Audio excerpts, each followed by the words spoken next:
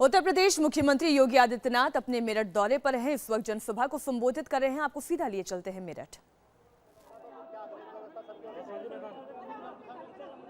उत्तर प्रदेश सरकार के गन्ना मंत्री श्री सुरेश राणा जी,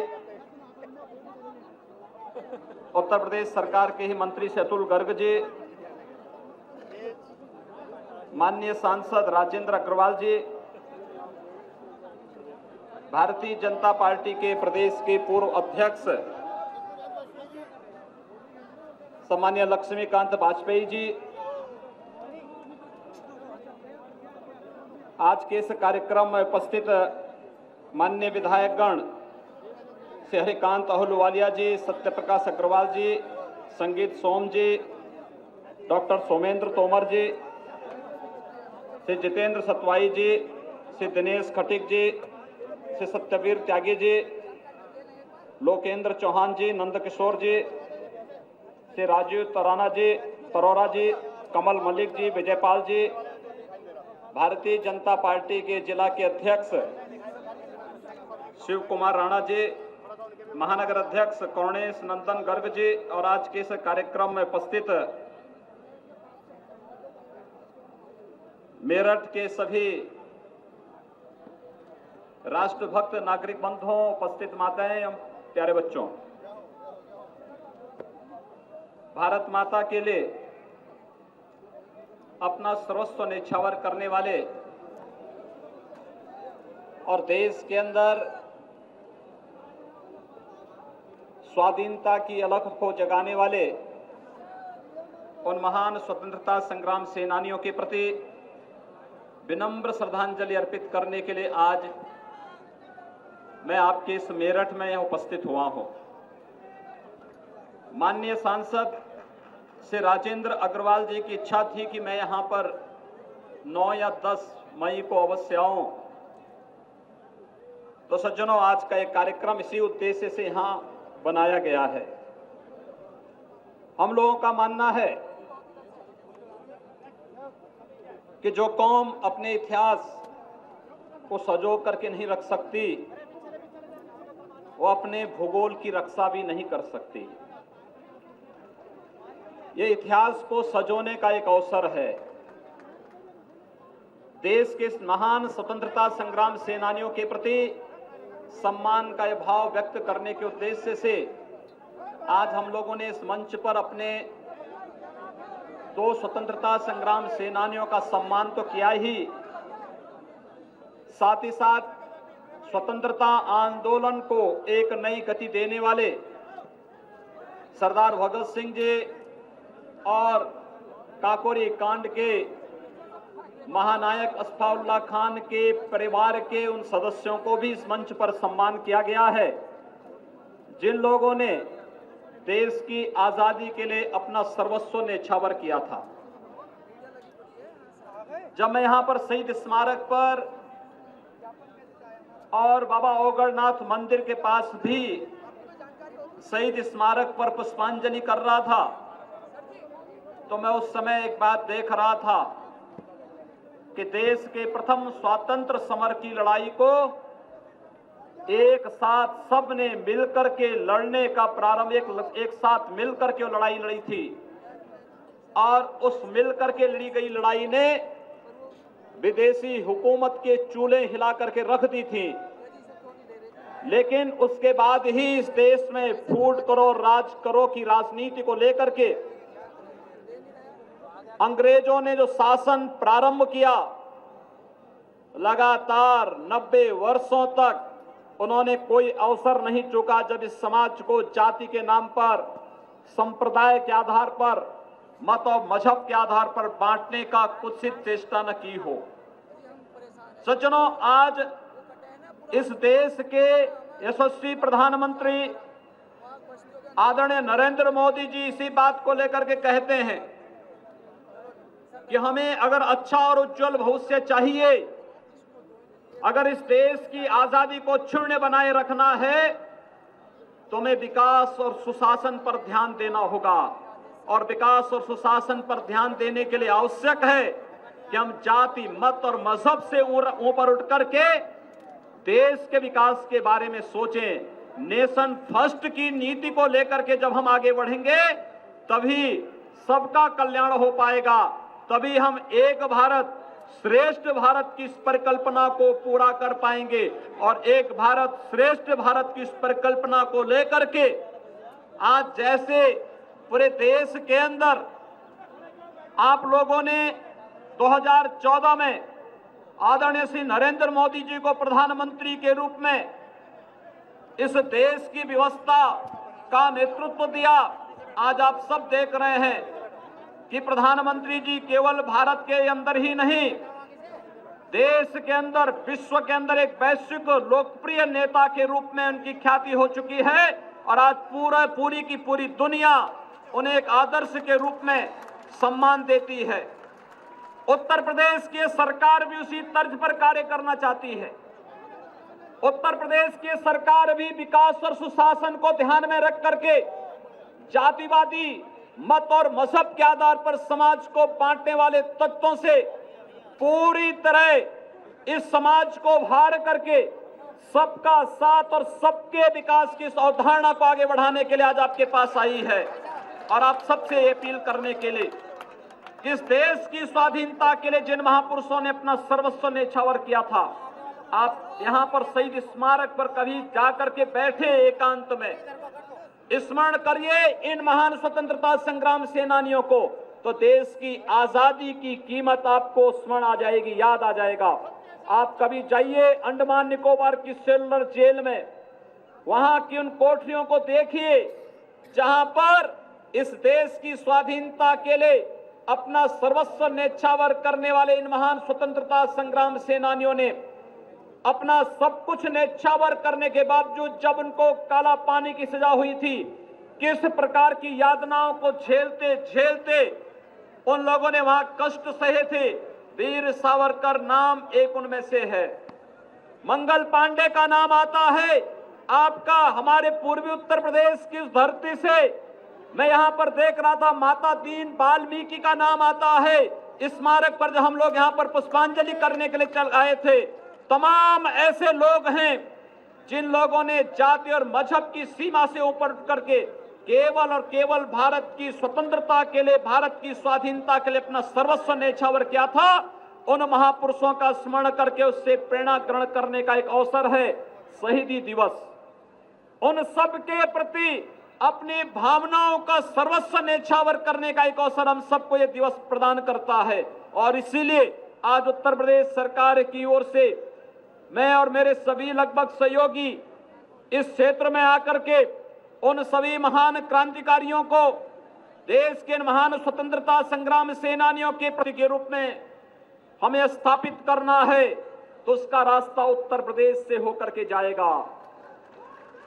आपने उत्तर प्रदेश के अंदर परिवर्तन किया है, लेकिन परिवर्तन केवल राजनीतिक परिवर्तन होकर के नहीं रहना चाहिए, व्यवस्था का संपूर्ण परिवर्तन दिखना चाहिए। समाज के अंतिम पायदान पर खड़े हुए व्यक्ति को शासन की योजनाओं का लाभ मिलना चाहिए। कहीं भी कोई व्यक्ति जाति के आधार पर, मत और मजहब के आधार पर किसी प्रकार के भेदभाव का शिकार न होने पाए। जिस दिन इस भाव को लेकर के हम कार्य करना प्रारंभ करेंगे, हम भेदभाव किसी का नहीं करेंगे, लेकिन जिन कारणों से समाज में विभाजन पैदा हुआ है, उस प्रकार की तुष्टीकरण की नीति के लिए भी कोई स्थान हमारे पास नहीं होगा। इस भाव के साथ जब हम कार्य करना प्रारंभ कर देंगे, तो निश्चित ही लोगों में एक प्रतिस्पर्धा का भाव जगेगा। उस प्रतिस्पर्धा के भाव को आगे बढ़ाने की आवश्यकता है। पश्चिमी उत्तर प्रदेश विकास के पायदान पर आगे बढ़ा, ये प्रशंसनीय है। यहाँ के किसानों ने, यहाँ के नौजवानों ने मेहनत किया, ये प्रशंसनीय है। इसको और तेज धार दिए जाने की आवश्यकता है। आज मैं इसीलिए यहां आया था, उन महान क्रांतिकारियों के प्रति सम्मान व्यक्त करने के साथ साथ जब मैं प्रातः काल आया, प्रधानमंत्री जी ने जो अपने लक्ष्य निर्धारित किए उनमें सबसे पहले किसान है। हम लोग किसान मंडी में गए, किसान किसी भी जाति, किसी भी मत और किसी मजहब का हो सकता है, लेकिन किसान को उसकी उपज का उचित दाम मिलना ही चाहिए। यह हम सबको तय करना होगा। और उस दृष्टि से हम लोग किसान मंडी में गए, किसानों के उपज का दाम मिले यह तो सुनिश्चित किया ही गया, लेकिन साथ ही साथ यह क्षेत्र गन्ना किसानों की दृष्टि से प्रदेश की समृद्धि में अपना बड़ा योगदान देता है।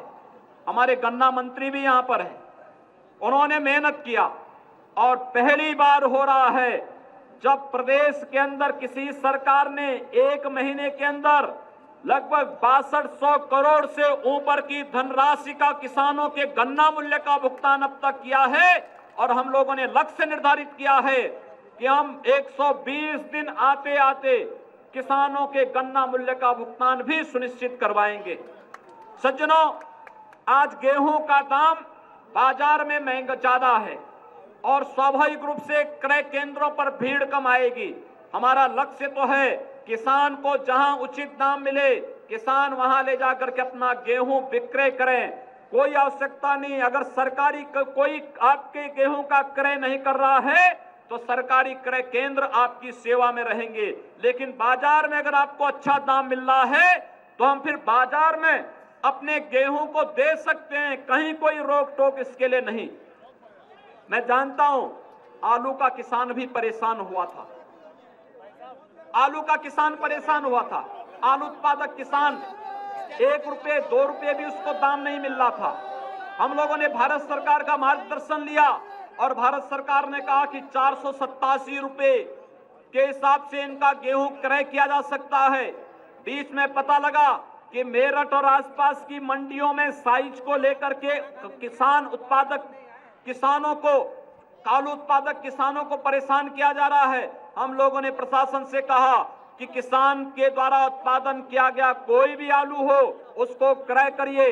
अगर बाजार में ज्यादा दाम मिल रहा है तो अच्छी बात है, नहीं मिल रहा है तो जिन 4 एजेंसियों को जिम्मेदारी दी गई है वे चारों एजेंसियां किसानों के आलू को पूरी तरह क्रय करें और अगर कहीं से शिकायत आएगी तो कार्रवाई भी होगी। सज्जनों, हम लोगों को सर्वाधिक शिकायत पश्चिमी उत्तर प्रदेश से मिलती थी। हमारी बेटियां स्कूल नहीं जा पाती थी। हम लोगों ने एंटी रोमियो स्क्वाड का गठन किया है और एंटी रोमियो स्क्वाड पूरी शक्ति के साथ प्रदेश के अंदर कार्य करेगा। बेटियों की, बहनों की सुरक्षा सुनिश्चित होगी और अगर कहीं भी कोई मनचला, कोई सौदा किस्म का व्यक्ति किसी बेटी और किसी बहन को छेड़ने का दुस्साहस करेगा तो फिर वहां पर प्रशासन की कार्रवाई प्रारंभ हो जाएगी। इस पर कोई भेदभाव कहीं से किसी के साथ नहीं होगा। सज्जनों, हम लोगों ने यह भी तय किया है, सुप्रीम कोर्ट और नेशनल ग्रीन ट्रिब्यूनल बार बार उत्तर प्रदेश सरकार को कहती थी कि स्वास्थ्य के साथ खिलवाड़ हो रहा है अवैध बूचड़खानों के माध्यम से। हम लोगों ने अवैध बूचड़खाने पूरी तरह बंद करवाए हैं और मैं फिर कहूंगा, अगर कहीं भी सुप्रीम कोर्ट और एनजीटी के आदेशों के उल्लंघन की शिकायत प्राप्त हो रही है तो प्रशासन सुनिश्चित करें कि किसी को भी न्यायालय के विरुद्ध जाने और न्यायालय के द्वारा दी गई गाइडलाइन के विरुद्ध जाकर के कार्य किसी को करने की छूट न दी जाए। सख्ती के साथ न्यायालय के उन नियमावलियों को लागू करने की पूरी तैयारी की जाए।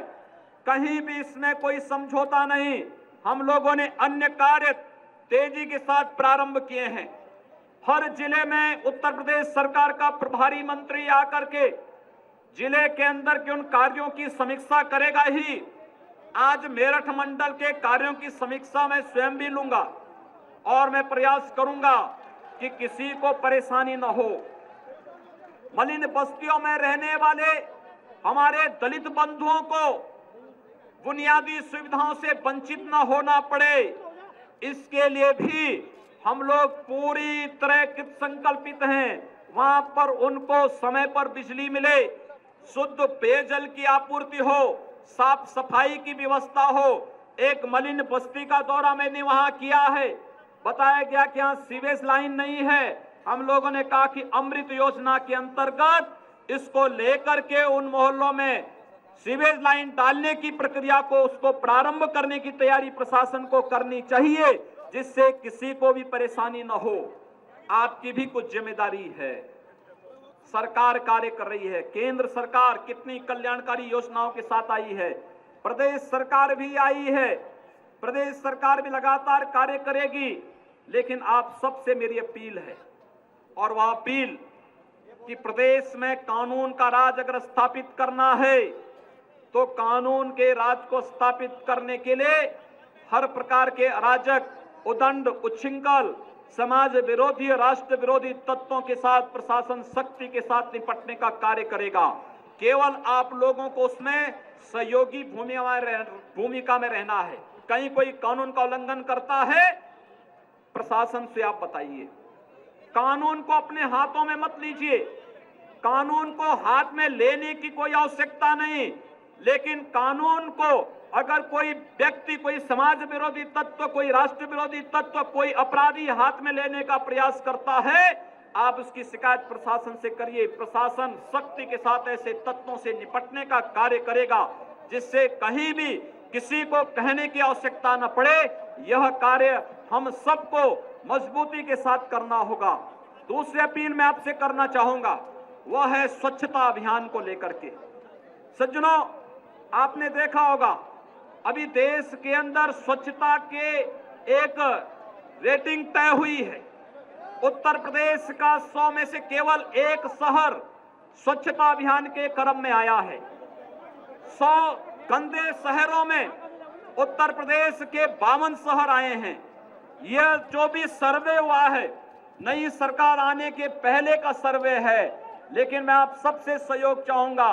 आदरणीय प्रधानमंत्री जी ने उत्तर प्रदेश के अंदर, देश के अंदर स्वच्छ भारत अभियान की शुरुआत की, और स्वच्छ भारत अभियान के क्रम में यह आवश्यक है कि स्वच्छ भारत अभियान देश के अंदर स्वच्छता के साथ साथ स्वास्थ्य की और देश की समृद्धि की गारंटी देगा।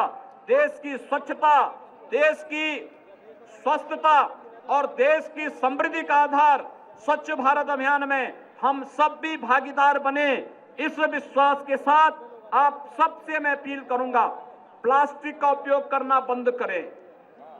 हम लोग घरों में कार्यक्रम होते हैं, मांगलिक कार्यक्रम होते हैं, तो मांगलिक कार्यक्रम के अवसर पर इस बात को सुनिश्चित करें कि अपने घर में प्लेट, प्लास्टिक के प्लेट, कप, गिलास, इन सबको नालियों में न डालें। प्लास्टिक के वस्तुओं का उपयोग करना बंद कर देंगे तो नालियां बरसात में चौक नहीं होंगी। और इसलिए इसमें आपका सहयोग चाहेंगे कि सरकार तो कार्य करेगी ही, हमें श्रमदान करके अपने मोहल्लों को, सार्वजनिक स्थलों को, विद्यालयों को, चिकित्सालयों को स्वच्छ और सुंदर बनाने में अपना योगदान देना होगा। एक अभियान के क्रम में मैं भारतीय जनता पार्टी सभी सामाजिक और सांस्कृतिक संगठनों से अपील करूंगा कि वे सभी इस अभियान के साथ जुड़ें। अंत में एक अन्य मुद्दा, 21 जून अंतर्राष्ट्रीय योग दिवस है और यहाँ इस बार उत्तर प्रदेश को सौभाग्य प्राप्त होगा। 21 जून को देश के यशस्वी प्रधानमंत्री जी का सानिध्य उत्तर प्रदेश की जनता को प्राप्त होगा और इस अवसर पर बृहद योग के सम्मेलन हर नगर में, हर कस्बे में, हर विद्यालय में, हर स्थान, सार्वजनिक स्थल पर हो और उसमें आपकी सहभागिता सुनिश्चित हो। स्वयंसेवी संगठन, विद्यालय और सभी स्वयंसेवी संगठनों को, सामाजिक संगठनों को, धार्मिक संगठनों को इस मामले में आगे आकर के कार्य करना होगा, बढ़ चढ़ करके इसमें भाग लेना होगा। अगर हम सब इसमें सहयोगी बनेंगे तो दुनिया को कितनी अच्छी देन है। योग को भारत की ऋषि परंपरा की देन है और उस परंपरा को पुनर्जीवित किया है भारत के यशस्वी प्रधानमंत्री आदरणीय नरेंद्र मोदी जी ने। हम इस अवसर पर भागीदारी बनकर के प्रैक्टिस करें। अभी से जिनके पेट निकले हुए अभी से प्रैक्टिस करना प्रारंभ कर देंगे तो 21 जून आते आते पेट अंदर चला जाएगा और स्वस्थ होकर के वे आगे बढ़ते हुए दिखाई देंगे। इस विश्वास के साथ आज के इस अवसर पर एक बार पुनः मैं 1857 के प्रथम स्वतंत्र समर के अपने सभी महान क्रांतिकारियों को, भारत माता के उन अमर शहीदों, अमर सपूतों को सत सत नमन करते हुए आप सबसे इस बात की अपील करूंगा कि राष्ट्र के प्रति, इस समाज के प्रति, देश की स्वाधीनता को क्षुण्ण बनाए रखने के लिए अपने महान क्रांतिकारियों से हम प्रेरणा लेंगे। धन्यवाद। जय हिंद। तो अभी आप सुन रहे थे उत्तर प्रदेश के मुख्यमंत्री योगी आदित्यनाथ को। योगी आदित्यनाथ का ये मुख्यमंत्री बनने के बाद पहला मेरठ दौरा है, जहां पर उन्होंने स्वच्छता के लिए अपील की, साथ ही उन्होंने एंटी रोमियो स्क्वाड और तमाम जो सरकार काम कर रही है उसकी भी जानकारी दी।